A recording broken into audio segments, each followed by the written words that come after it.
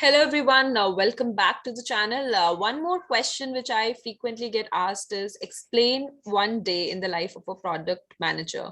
So product managers typically spend a lot of time interacting with the clients, understanding requirements, preparing a lot of documentation. So few documents are, let's say, product requirement documents, which is PRD, and business requirement documents, which is BRD. So what is the difference between the two?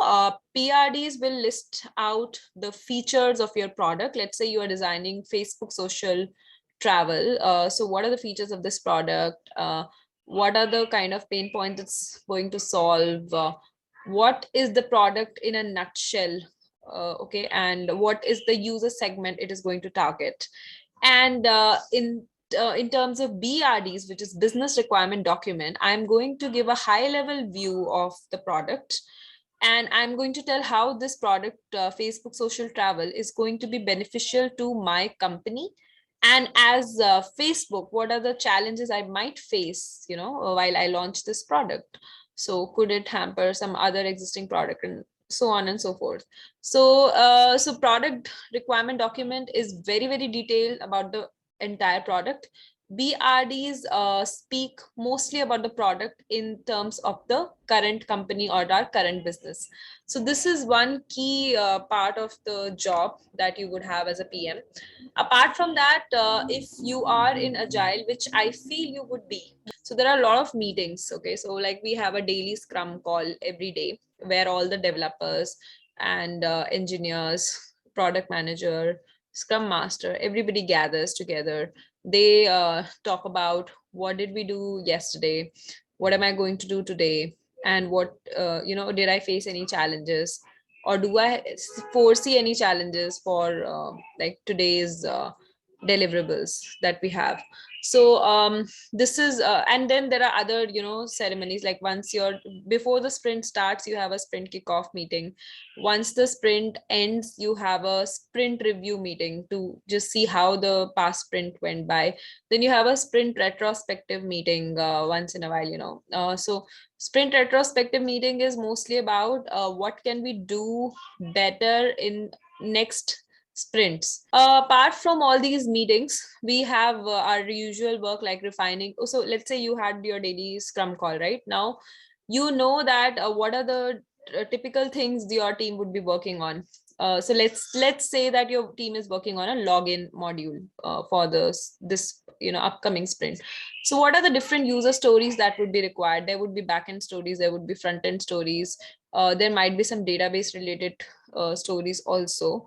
So stories are nothing but you are explaining in a layman term what is the task for each person. For example, as a user, I should be able to log in using my user ID and password, can be one story. And obviously there will be caveats, right? You can only log in if you have, first of all, the access. Second, your user ID password should match with the database and things like that. So a lot of part of your time will go on designing all these user stories, refining the user stories which already exist. Then you will have to create a lot of mockups or wireframes. So how will this design screen look like? As a product manager, you're not supposed to be a designer. You always have UI UX designer, experts, people who are experts with Photoshop and all. You just need to design some basic like a wireframe. It's the UI UX designer will design it for you. So yes, so of course you need to prepare all these mocks for your development teams to work on. You need to ensure that before the UI development starts, the mock at least the designer has, let's say, kept some designs ready for the screens, because accordingly only the UI team can go forward. So all that coordination is part of your own job. Time to time there will be a lot of demos and testing. So before, let's say today I want to release the functionality of login to I want to tell my client, yes, that this functionality is ready, or even if I don't have a client, right, I just want to launch it, let's say. Now before I launch it, there will be a thorough testing.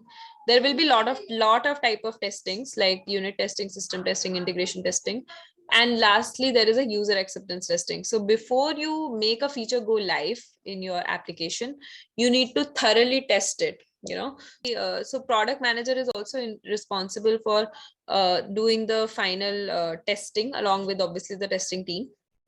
So once you are convinced that this feature can go live, then you approve it. And then you have different demos. Be clients, it could be your internal stakeholders. You might want to give a demo obviously before you push the feature live. And then apart from that, there are a lot of other works, like you need to take updates from different teams. By the way, please don't release any feature on Friday, because Saturday, Sunday is a holiday. If any bug comes, then it's a real problem. So ideally, I mean, let's say you were supposed to release the feature on Monday, let's assume, and it's already Thursday, and you're not sure if we can actually make it till that time. So you keep on taking updates from different teams, understand what are the bottlenecks, help them. So that is also one important part of your job as a product manager. Then once a launch has happened, right, you have launched either a part of the product or some features or anything, or you have upgraded the version of the app for that matter, so you will have release notes. So what did you launch in this release, or in this launch itself, what features did you kind of make go live. So those kind of release notes, launch notes, you will have to prepare. So this is mostly about your day-to-day job as a PM. Hope you liked it.